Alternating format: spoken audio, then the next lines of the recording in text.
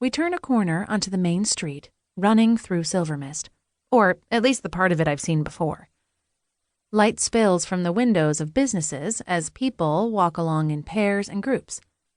A few ride slowly by on horses. None seem worried or in any particular rush. Cade, too, looks around, as if distracted. "Where to begin?" he says. I grit my teeth. "At the beginning." Despite the edge to my voice, he laughs. "Right, sorry, the beginning. Let's see if we can make that happen." He takes a deep breath and then exhales. "Okay, so that thing happened in the alley. One of those guys sapped me, and when I woke up, you were gone. Don't get me wrong, I totally freaked out, but to be honest, part of me felt pretty sure you'd be okay.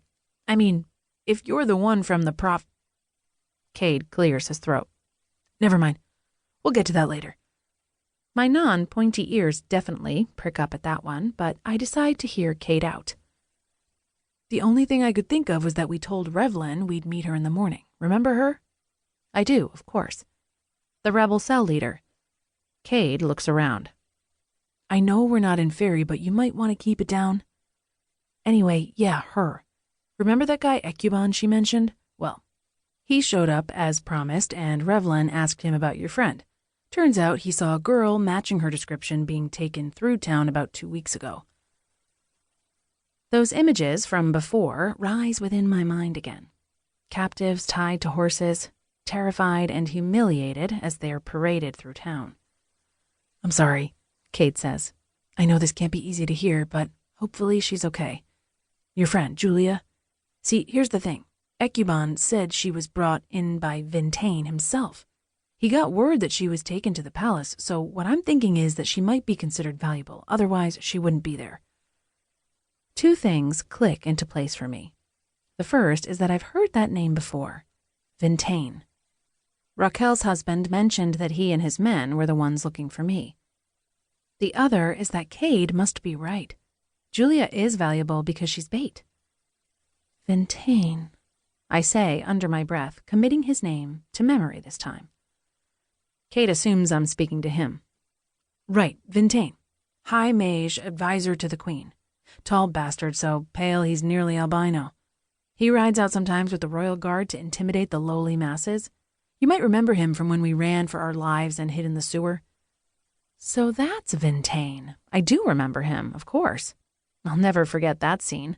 When the fanfare sounded and those men rode in on their horses, their leader targeting that couple for humiliation. I never saw his face, but I remember the way the hairs rose on the back of my neck and that undeniable sense of familiarity. In my heart, I know, but I ask just to be sure. "Does he have a scar?" "Down the side of his face," Cade says. "Ironic, isn't it? The Seelie are vain as hell, but all the magic in the world won't take a scar like that away, because magic put it there. At least that's the story. Some other mage did that to him." That was Grayson. Again, I say it more to myself than to Cade. Cade touches me on the shoulder. "Are you okay?" The real answer is, not really. Not at all. My blood boils at just the thought of him and what he did to Julia, not to mention Lauren Flannery, and who could guess how many more. But what I say is, I'm fine. "Okay, good. I'm sure you've been through a lot, but yeah, I've been thinking it had to be him, especially given the level of magic you described. They can do a lot using changelings, but full-on magic? Teleportation? That's a far cry from run-of-the-mill spying and creeping about. To channel that kind of power, you'd have to be a mage. Which, come to think of it, has to be the only thing Grayson wasn't lying about. No, not Grayson. He was the old man who toppled over dead in a doorway, his life stolen. The man I knew, the creature I knew, is called Vintane. Once again, I considered this ability of the Fae, at least the Seelie Fae, to exist in our world using changelings.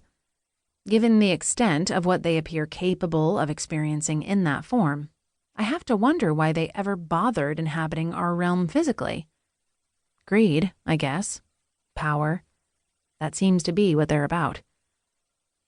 Unfortunately, by the time I found out about your friend, you were already gone.